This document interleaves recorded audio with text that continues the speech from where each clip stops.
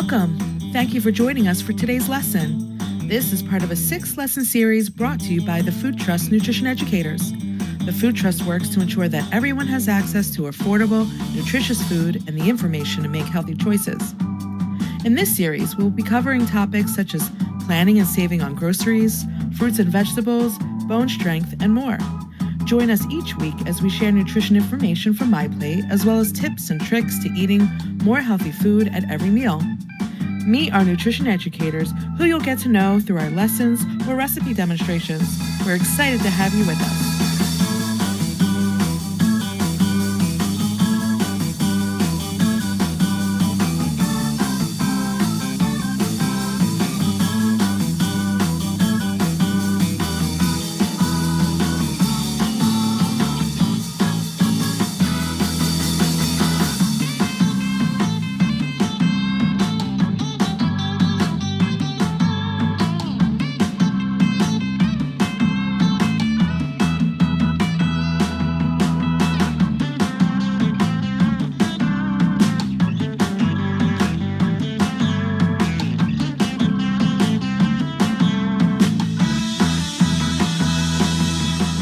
For joining us.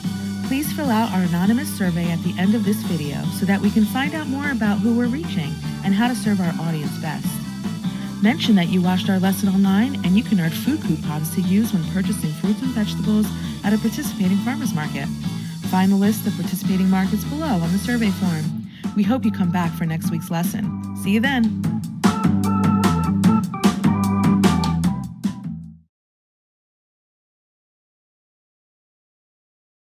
Welcome back. My name is Eddie. And I'm Paulette. And we're both SNAP-Ed educators from the Food Trust. And here we're today going to be talking about dairy and how we can get extra calcium in our daily meals. And yeah. Thanks for joining us again this week. If you have missed our series of 6 lessons, we've already talked about how to plan, shop, and save at your next grocery shopping trip with Wayne. Also, a couple of weeks ago, I talked about the benefits of fruits and vegetables and increasing the variety in your, weekly meals. And then Jen recently just talked about whole grains and how to make half of your grains whole with all the food that you eat. Today, we're going to talk about one group in particular, the dairy group. And we wanted to start off by asking you, how many bones do you think the human body has? The adult human body. How many bones are in our bodies? Does anyone have a guess? I'm not quite sure. Well, I think maybe 100, maybe 300. What do you think, Paulette? We can sit here and try to count every bone that we have. Yeah, we have a lot, right? But we actually have 206 bones. And fun fact is babies are born with almost 300 bones. And those bones fuse together and get stronger as they grow and develop. And so we're born with more bones in our body, but now, in general, human adults have 206 bones. So today we're going to be exploring how to have more calcium in our meals and how to do it in a way that we can lead healthier lives, in addition to doing some movement and talking about why that's important to build and maintain strong, healthy bones. So let's get started. All right. So I'm going to direct us back to My Plate, which is a useful tool to think about how we're going to get a balanced, diet every meal, every day, pretty much. So to review, we want to make half our plate fruits and vegetables. We have a grain group where we want to make more than half those grains whole grains, and our protein group down here. And then today, which is in the spotlight, is our dairy group. Now, what most of us are familiar with, right, with dairy is cow's milk, right? We grew up drinking it, and now these days there's lots of alternatives, but we'll talk about that later. So we have milk right up here, right? So with milk, there are a number of different kinds of milk, right? And the main difference between these different levels is the amount of fat that each level contains, right? So there is non-fat or skim milk, or also known as fat-free. There's low fat, which we also know as 1%, and reduced fat, which is also known as 2%. And then there's whole milk, right, which isn't reduced at all. And whole milk is often good for, infants. Wanted to review what other kinds of foods, has calcium and milk, right? What are some common things that people may know of, right? Cheese is a really common one, right? String cheese is a good snack, so we can put that up there. Let's see, what else? Anyone else? Well, okay, mozzarella cheese, right? We have a number of different kinds of cheeses, so we won't go too much into that. What's another one? Yogurt. Thanks, Paulette. So here we have low-fat plain yogurt, which is a great source of calcium as well. And as we know, there are a number of different kinds of yogurts, so there's a lot of sources out there. Let's think of, anything else? Anyone else have any ideas? Okay, someone said butter. Someone said cream cheese, right? Yeah, these we think of in the dairy group. They are in the dairy group. However, they're not good sources of calcium, right? It contains less than, Paulette, do you know? Sure. So in order for something to be considered a good source of calcium, we would need at least 10%. So cream cheese, butter, sour cream, they have less than 10% of calcium. So unlike milk or yogurt, they have at least 10% or more. So we want to stick to those foods to give our body our recommended amount of calcium every day. Thank you, Eddie, for sharing all the food that go into the dairy group. There are people who can't have animal milk products. So people like myself, I am lactose intolerant, so I can't really drink milk. It would not be good for my body. But I still need calcium. So there are other dairy alternatives that I can choose. More recently, there have been more options available at the grocery store. So instead of going to the dairy aisle, I usually go to the milk alternative aisle and look for calcium fortified soy milk. I can look for calcium fortified oat milk, calcium fortified rice milk. So lots of dairy-free alternatives. And one of the things that I do look for is the amount of calcium in those beverages. So, those foods don't have naturally occurring calcium, so it is added to it, and that's why it's called fortified. But you can also go to the juice aisle and look for calcium fortified juices to try to make up the 100% of calcium that you need every day. There are dairy-free cheese that has become more readily available as well. For yogurt, some yogurts are low in lactose, so I can have it. But, there have been coconut milk yogurt that has become popular. You can find almond milk yogurt. Again, one of the things that you want to look for is the amount of calcium, and you can do that by looking at the nutrition facts label. For adults, we need 100% of calcium every day. So if I look at this label, if I have 1 cup, this is usually 1 cup of yogurt, about the size of 1 cup of yogurt, I'm getting 50% of my daily calcium intake. So that's halfway there. If I have some soy milk added to my cereal, that's going to get me even closer to the 100% that I need every day. So if you cannot have any of the traditional milk, yogurt, and cheese that are in the dairy group, you're in luck because you can still find calcium in foods like tofu. Some of my dark leafy greens and vegetables have some calcium in them as well. So they're giving me strong bones, but also giving me lots of vitamins.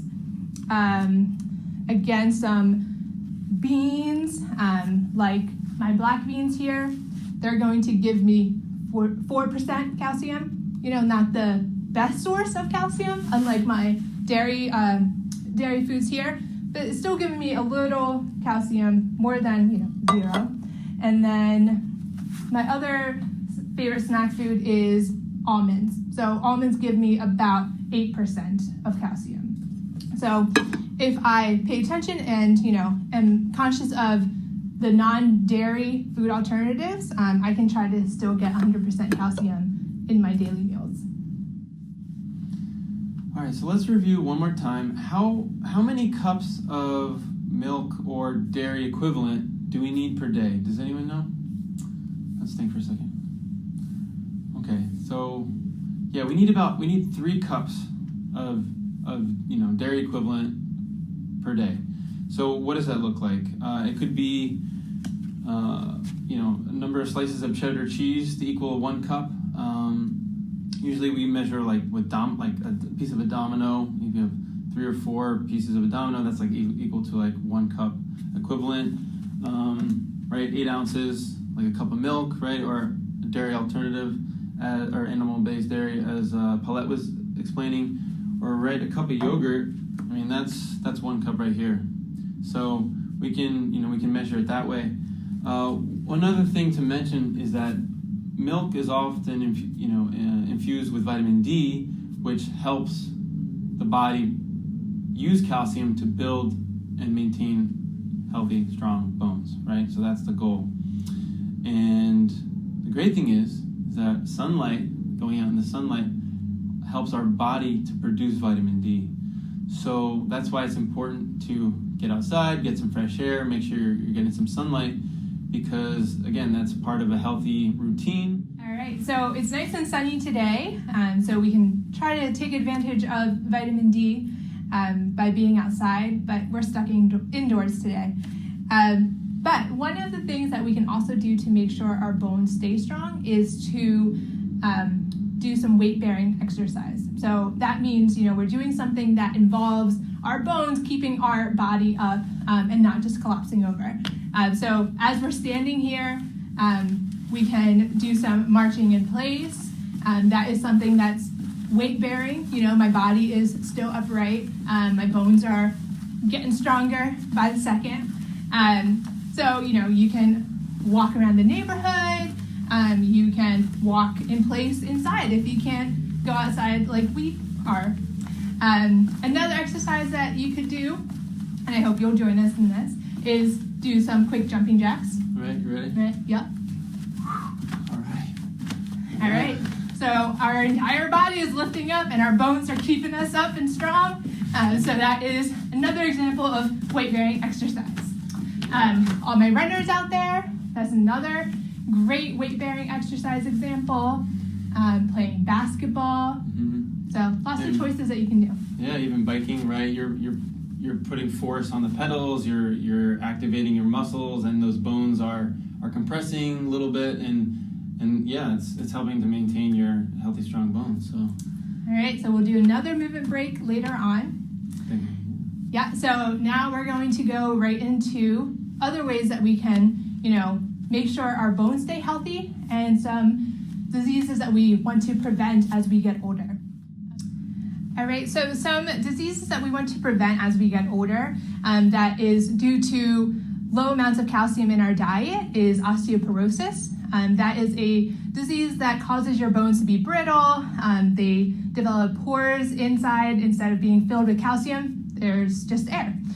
So to prevent that, we want to make sure that we, again, get our 100% daily value of calcium, or at least 3 cups of dairy food or dairy alternative. And I want to show you, how much calcium we have in our bones as a newborn, pretty small. We have about 1/4 of a cup. This is our bone density. And then as you get older, a 10-year-old, a 5th grader might have 3.5 cups. Okay, so building more bone density. And then a teenager, a 15-year-old, is going to have 7 cups. So, just in 5 years, they're doubling the amount of bone density. And then an adult is going to have 11 cups. And then this is an example of an adult woman who has osteoporosis. So instead of having the 11 cups that you should have, a person with osteoporosis is going to have, maybe 6.5 cups of bone density. Okay, so, as you get older, you are more at risk of breaking your bones, breaking your hip, a lot of those things that we want to try to avoid. And another example that I have to show is this model. Another example I have is this bone. This is a normal bone. And then this side is a bone with osteoporosis. So you can see there's many more pores in this bone compared to this one. This one's going to be more brittle. If you fall, it's going to be harder for this bone to repair itself. Okay, so as you get older, your bones do get more brittle. But if we are aware of how much calcium we're getting and saving into our bones, it will help to keep our bones stronger. So like I said before, a teenager is going to need even more than an adult because their bones are still developing. Remember, they're taking up as much calcium from what they're eating and putting it and storing it into their bones.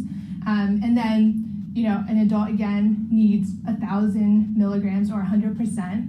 And then as you get even older, women especially, when you've reached 70 or older, you are going to need to increase your calcium intake again. So if you're 70 or older, you're going to need about 120%. So that is the change in calcium that you would need from when you're a teenager to an adult to an older adult. So those are all things that we can keep in mind as we are aging and preventing a lot of these diseases as we get older. Thanks, Paulette, for all that. So as we've done in other lessons, we're going to look to how we can modify maybe a common breakfast that we have every day to include more calcium, right? So often, in the morning, I'll just grab a slice of whole grain toast. I really love that. And that's going to go in our grain group over here. And maybe having some eggs, right, which would land in our protein group, like eggs and toast, very common, something that I really love to do. What's one thing that we could add to make it a little tastier and include some calcium, right? Does anyone have any ideas? Yeah, one great thing on breakfast sandwiches, cheese. So get some natural cheddar, right? Cheddar cheese is going to go up here in our dairy, or even a couple slices of American cheese will give us some calcium and make our eggs and toast really tasty. Are there any other ways that we could do this, or other forms that people like? I heard omelet. Omelet's a great thing, right? So cheese omelet, really tasty. You can fill it with any kind of cheese you like to get that calcium. And we're going to get some really good protein and dairy combination happening right here. So I'm just going to put that right here for now. And you can add some veggies. So, yes, Paulette, thank you. So with an omelet, there's another opportunity to get our other side of my plate here, right? Especially some vegetables. So if you have broccoli, you can add broccoli. I like, slicing up some onions and mushrooms, tomatoes, even some spinach, right? We were talking about spinach before. All these things go really great in omelets and will make that breakfast even more well-balanced, right? So we're getting our daily values for all these delicious things.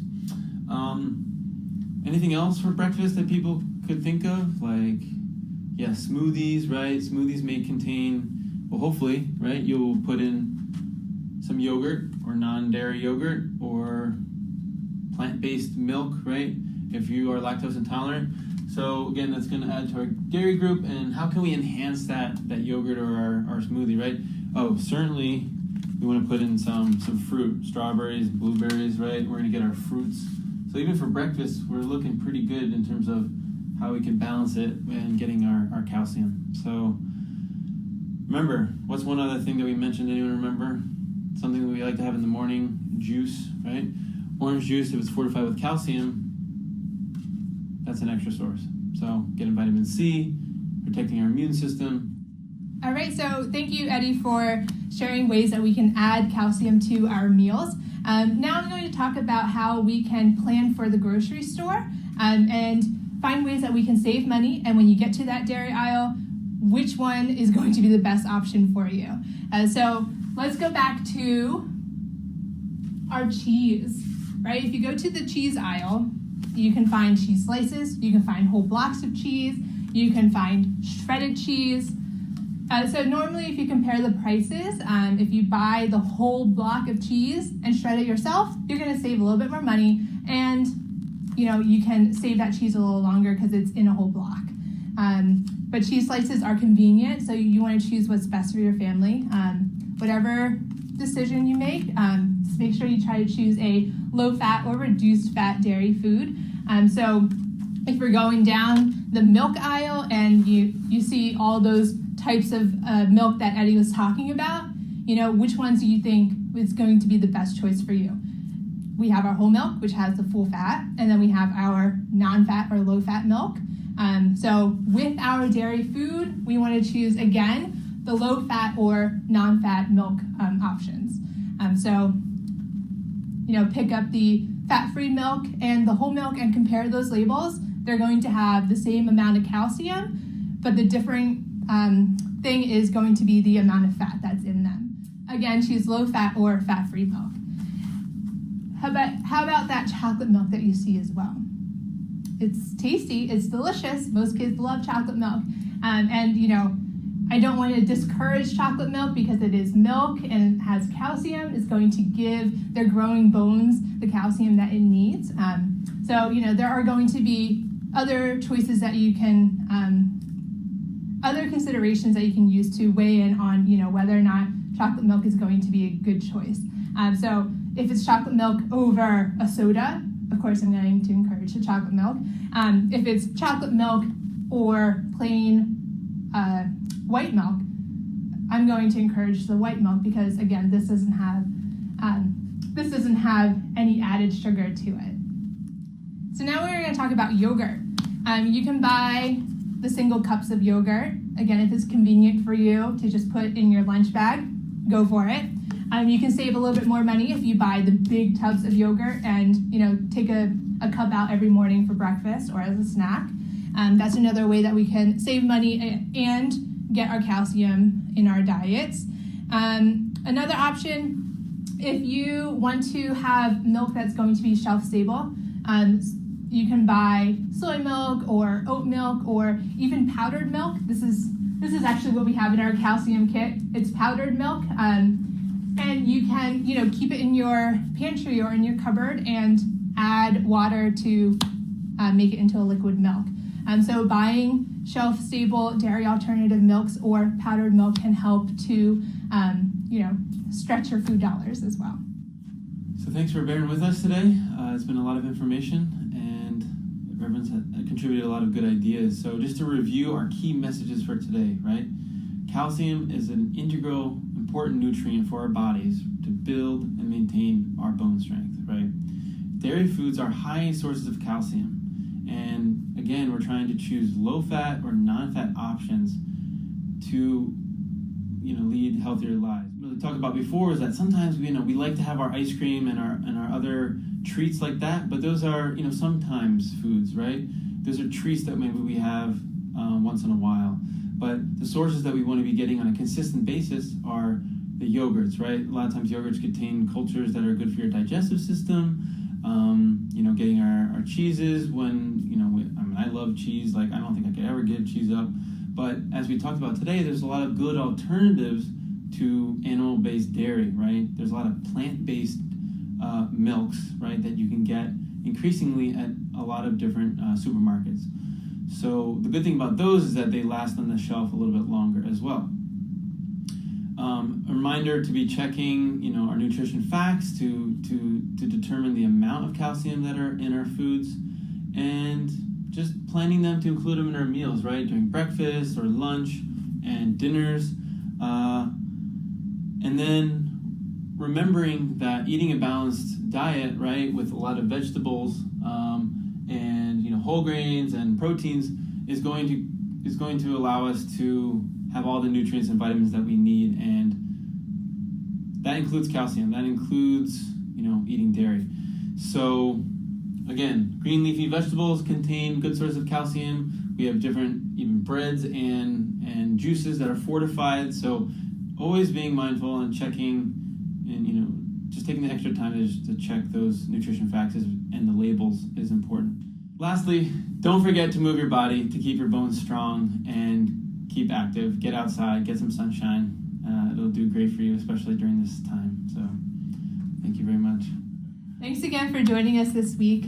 Before we wrap up, I would love to take us through another movement break just to get us absorbing all of the information and ready for you to go on with your day. So with our movement breaks, just a quick movement break gets your brain active and you can refocus. So as our last movement break, we're not going to do a weight-bearing one, even though we should do weight-bearing exercises to keep our bones strong. I just want us to roll our shoulders back, loosen up those muscles, all right, and then maybe do some twists. All right, and then some side bends. Right, and just refocus and reset, and we hope that you have a great day. Please don't forget to fill out the survey at the end of this form. Check out the recipe that is going to also include a calcium-rich food. So watch Camilla demonstrate a kale Caesar salad. And I hope you join us next week for our lesson on protein. Thank you.